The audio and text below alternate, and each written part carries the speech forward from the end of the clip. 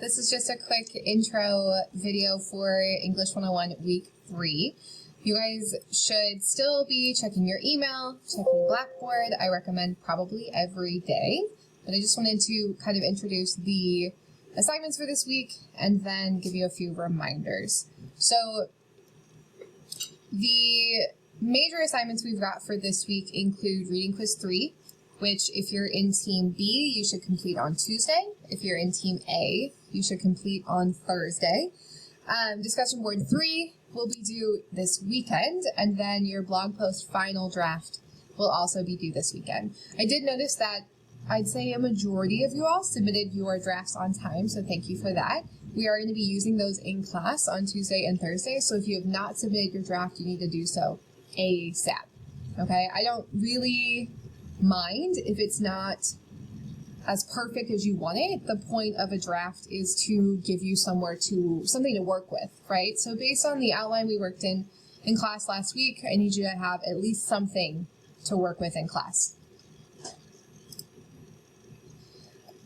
The focus of our class this week is going to be talking about the difference between editing and revising. This is a really important part of the writing process. And many people sort of mix these two steps together, but what that does is it doesn't really encourage you to look at your writing from several different angles. A lot of people, when they think of revising, they think of, well, I just need to look for grammar mistakes. And actually, revising is much bigger. Revising is what I call big picture ideas. What are you going to move, add, change, subtract? What are you going to delete from your writing? What are you going to add to it? Editing is really more sentence level fixes. So if you look in this chart, it says revision is making everything sound better, the actual, content, what you're saying in your blog, and then editing is making it look better. I really do want you guys to distinguish between the two and revise first, edit later. We're going to practice both of these in class this week, but just to give you an idea that these are not the same thing. So when we talk about revising, we don't mean making everything look better. I'm talking about ideas. The other thing we're going to work on in class is giving feedback to your peers. So in your discussion board posts, you are required to respond to 2 classmates after you've done your initial post. And this will really get you in the habit of reading other people's writing, thinking critically about it, and then responding to it. So when I talk about peer review, I think that this is a useful tool at any point in the writing process, but it often comes after you have a draft. But what we did in class last week, where we were revising thesis statements, that is also a form of peer review. So in this practice, I want you guys to remember to be respectful, but also critical. I'm sure you guys have gotten feedback from peers before that was like, this sounds great. And you're like, okay, but where do I go from here? Or someone might say, well, you need to fix your conclusion. And you're like, okay, but how? Right? So the real goal of peer review is to find something specific to comment on, to focus on, and to give advice about.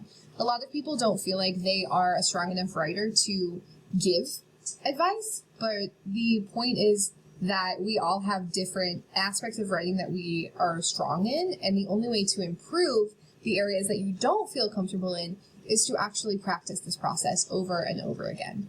So while you're revising your blog post outside of class, make sure that you check the assignment sheet, and I've also posted a peer review checklist that includes all of the things I will grade for in your blog post. Part of the grade is also the feedback that you're giving to other students in class this week. So it's really, really, really important that you are in class this week to get the full points for your blog post.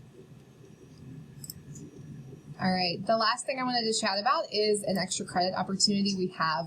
I posted this to Blackboard, and it'll be available for week 3. One of your readings this week is a blog about employment and social media. It's talks about creative ways to get noticed by employers, and then also the fact that employers are looking at your social media. So I thought, what a great opportunity to involve some of the SWIT Career Center presentations.